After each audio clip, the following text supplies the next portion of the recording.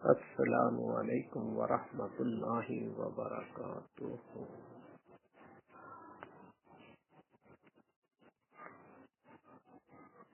نبی پاک صلی اللہ علیہ وسلم ہمارے نبی اور رسول ہیں جنہیں اللہ تعالیٰ نے قیامت تک کے لیے ہمارا رہبر و رہنما نبی اور رسول بنا کر بھیجا ہے۔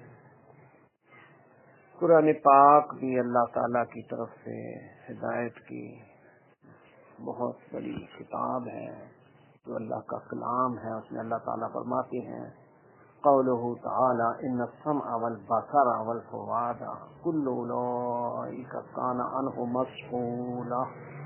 سورۃ الاسراء آیت نمبر 36 میں اللہ تعالیٰ فرما رہے ہیں ان السمع والبصر والفؤاد کل اولئک کان عنہ مسئولا، یعنی ارشاد باری تعالیٰ ہے کہ بے شک کان، آنکھ اور دل، ان سب سے اللہ تعالیٰ سوال کرے گا۔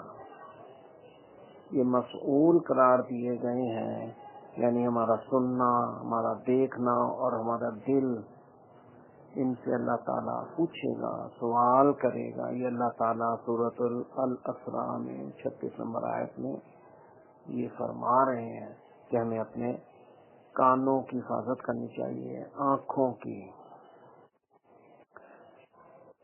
آنکھوں کی اور اپنے دل کی، کہ دل بدگمانیاں نہ سوچے، دل مردہ نہ ہو، دل میں اسلام کا شوق ہو، اسلام کا علم ہو اور اس پر عمل کرنے کی صلاحیت اور قوت پیدا ہو، اور وہ شوق و ذوق سے اللہ تعالیٰ کے دین الاسلام پر عمل پیرا ہو۔ وآخر دعوانا الحمدللہ رب العالمین۔